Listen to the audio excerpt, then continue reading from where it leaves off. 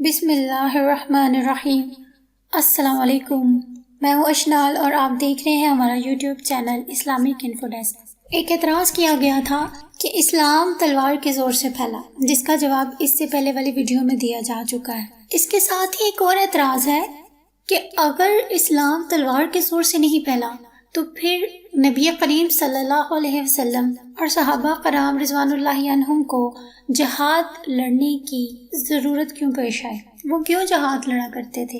ان کے لیے جواب ہے کہ اسلام کا مسئلہ ہے اور خلفائے راشدین کا اس پر ہمیشہ عمل درآمد رہا ہے کہ اگر کوئی شخص مقابلے کے وقت تمہارے باپ کو، تمہارے بیٹے کو اور تمہارے بھائی کو غرض سب متعلقین کو قتل کر ڈالے اور عرصہ تک خون ریزی کرتا رہے، پھر کسی وقت قابو آ جائے تو تم اس سے بدلہ لینا چاہو اور وہ زبان سے لا الہ الا اللہ محمد رسول اللہ کہہ دے، تو حکم ہوتا ہے کہ اس کو فوراً چھوڑ دو، اگرچہ تم کو کامل یقین ہو کہ اس نے جان کے خوف سے ہی کہا ہے اور دل سے اسلام نہیں لایا، تب بھی فوراً اس سے تلوار اٹھا لو، ورنہ اگر تم نے اس کو مارا تو تم جہنم میں جاؤ گے۔ اگرچہ یہ بھی خطرہ ہو کہ یہ اس وقت جان بچا کر پھر تم کو قتل کرے گا، جو کچھ بھی چاہے ہو جائے، اب اس کا قتل ہرگز جائز نہیں۔ تو جس مذہب نے اتنی بڑی ڈھال دوسروں کے ہاتھ میں دے دی، اب اس کے بارے میں کوئی یہ کہہ سکتا ہے کہ بزور شمشیر پھیلا ہے؟ یقین جانیے اس قانون پر ہمارے سلف صالحین پوری طرح عمل کرتے تھے۔ آپ کے گوش گزار آج رمضان کا واقعہ بیان کرتی ہوں، جن کی تاریخ آپ حضرت عمر فاروق رضی اللہ تعالیٰ عنہ کے دور میں پڑھ سکتے ہیں۔ رمضان نے مسلمانوں کو بہت سی ایذائیں پہنچائی تھی، آخر حضرت عمر رضی اللہ تعالیٰ عنہ کے پاس گرفتار کر کے لایا گیا۔ حضرت عمر رضی اللہ تعالیٰ عنہ نے اس پر اسلام پیش کیا، مگر اس نے نہ مانا۔ آپ نے اس کے قتل کرنے کا حکم دیا۔ اس نے ایک چال چلی کہ حضرت عمر فاروق رضی اللہ تعالیٰ عنہ سے عرض کیا کہ آپ مجھے قتل تو کرتے ہیں، تھوڑا پانی ہی منگا دیں۔ تو آپ نے پانی منگوایا۔ جب پانی منگایا گیا تو اس نے کہا کہ مجھے اندیشہ ہے کہ پانی نہ پی سکوں گا اور جلاد مجھ پر تلوار چلا دے گا۔ آپ نے فرمایا نہیں، جب تک تم یہ پانی نہ پی چکو گے اس وقت تک قتل نہ کیے جاؤ گے۔ یہ سن کر اس نے پانی فوراً زمین پر پھینک دیا اور کہا کہ اب مجھ کو قتل نہیں کر سکتے، کیونکہ اس پانی کا پینا ممکن ہی نہیں اور اس کے پینے تک تو مجھ کو امن ہے۔ آپ نے اس کو آزاد کر دیا۔ رمضان کو اپنی ذات پر اتنا بھروسہ تھا کہ وہ خوب جانتا تھا کہ حضرت عمر فاروق رضی اللہ تعالیٰ عنہ اس کے اس فرمان پر کہ تم جب تک پانی نہ پی چکو قتل نہ کیے جاؤ گے، ہرگز قتل نہ کریں گے۔ یہ واقعہ دیکھ کر رمضان فوراً اسلام لے آیا کہ واقعی یہ دین برحق ہے، اس میں مخالف کے ساتھ بھی اتنا اچھا سلوک کیا جاتا ہے۔ اس واقعے کو بیان کرنے کا میرا مقصد یہ ہے کہ اسلام کی یہ تعلیم ہے اور اس پر خلفاء نے اس طرح پابندی کی ہے کہ ان کی نظیر اور ان کی مثال آج تک کہیں نہیں ملتی۔ ہاں، پچھلے بادشاہوں کے ہم ذمہ دار نہیں ہیں، اگر انہوں نے ظلم کیا ہے بھگتیں گے۔ ہمارے اسلاف نے ان قوانین پر پورا عمل کیا اور ان کو ترقی اور عروج بھی وہ نصیب ہوا جو آج تک کسی اور دوسری قوم کو نصیب نہ ہوا۔ صحابہ رضی اللہ عنہم کے طرز کا دوسری قوموں پر ایسا اثر تھا کہ بہت سے لوگ جاسوس بن کر آئے مگر ان کو دیکھ کر مسلمان ہو گئے۔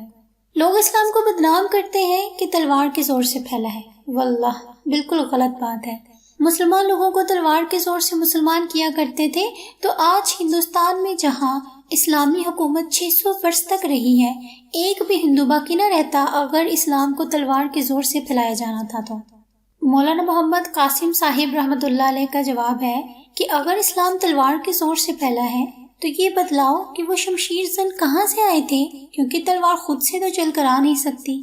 جن لوگوں نے سب سے پہلے تلوار چلائی ہے یقیناً وہ تلوار سے مسلمان نہیں ہوئے تھے، کیونکہ ان سے پہلے تو تلوار چلانے والا کوئی تھا ہی نہیں۔ تو ثابت ہوا کہ اسلام تلوار سے نہیں پھیلا۔ تاریخ سے ثابت ہے کہ جہاد مدینہ منورہ میں آ کر شروع ہوا اور اہل مدینہ رسول اللہ صلی اللہ علیہ وآلہ وسلم کی تشریف آوری سے پہلے ہی زیادہ تر مسلمان ہو چکے تھے۔ آخر ان کو کس تلوار نے مسلمان کیا تھا؟ اور مکہ معظمہ میں جو کئی سو آدمی مسلمان ہوئے اور کفار کے ہاتھوں سے اذیتیں برداشت کرتے رہے، وہ کس تلوار سے مسلمان ہوئے تھے؟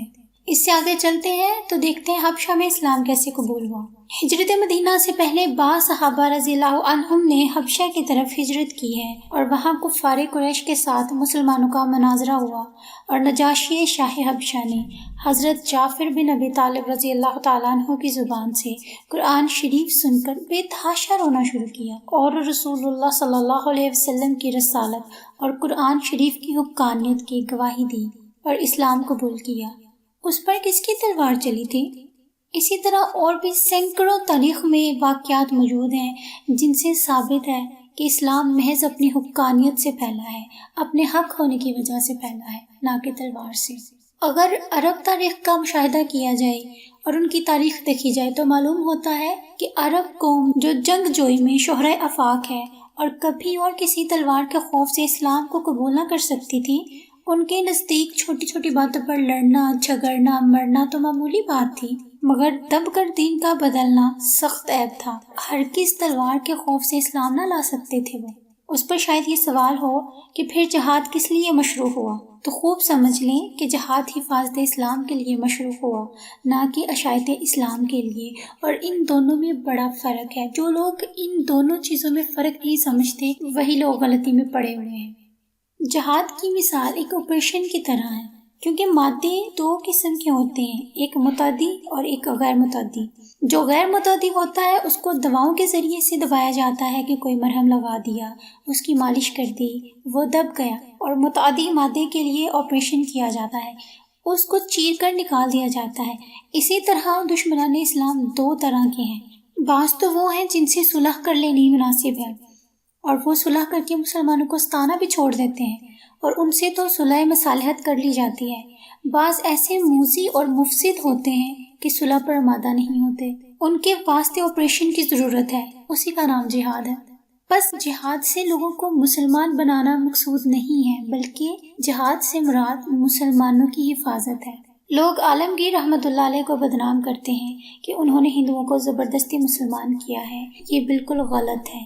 عالمگیر رحمۃ اللہ علیہ پابند شرع تھے، 12,003 احادیث کے حافظ تھے، قرآن شریف لکھ کر ہدیہ کر کے گزارا کرتے تھے، اپنے خرچ میں خزانے کا ایک پیسہ نہ لاتے تھے، اور یہ تو پہلے کے واقعات تھے۔ ان کو قطع نظر کر کے میں پوچھتی ہوں، اس وقت جو لوگ ہندوستان میں اسلام لاتے ہیں وہ کیوں مسلمان ہوتے ہیں؟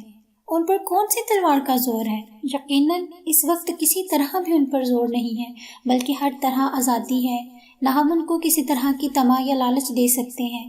مسلمانوں کے پاس اتنا مال ہی نہیں جو وہ طمع دلا کر کسی کو مسلمان کریں، بلکہ یہ حالت ہے کہ آج کوئی نو مسلم اسلام لایا تو کل کو اس سے بھی دینی کام میں چندہ مانگتے ہیں، اور اگر کوئی اسلام لاتے وقت ہم سے روپے کی درخواست کرے تو ہم صاف کہتے ہیں کہ تم اپنی نجات کے واسطے اسلام لاتے ہو تو لاؤ، ورنہ ہم کو لالچ کے ساتھ مسلمان کرنے کی ضرورت نہیں ہے، بلکہ جو دولت ہم تم کو دے رہے ہیں اس کے مقابلے میں اگر تم خود ہم کو نذرانہ دو تو بہت بجا ہے۔ لیکن باوجود اس آزادی اور استغنا کے پھر بھی بہت سے لوگ اسلام لاتے ہیں اور لا رہے ہیں۔ اسلام لاتے ہی ان کی ایسی حالت ہوتی ہے کہ گویا کوئی بچھڑا ہوا محبوب ان کو مل گیا۔ ایک ہندو اسلام لانے کے بعد خدا کی محبت میں اور اس کی یاد میں اس قدر روتا تھا کہ جس کا بیان نہیں، اور کہتا تھا کہ مجھ کو تو اب معلوم ہوا کہ خدا کس کو کہتے ہیں۔ غرض اس کی عجیب حالت تھی۔ آپ کو اگر آج کی ویڈیو پسند آئی تو ہمارے چینل کو سبسکرائب کر دیں اور بیل آئیکن کے بٹن کو پریس کر دیں تاکہ ہماری ہر آنے والی نئی ویڈیو آپ تک جلدی پہنچ سکیں۔ اس کے ساتھ ہی اگلی ویڈیو تک کے لیے اللہ حافظ، دعاؤں میں یاد رکھیے گا۔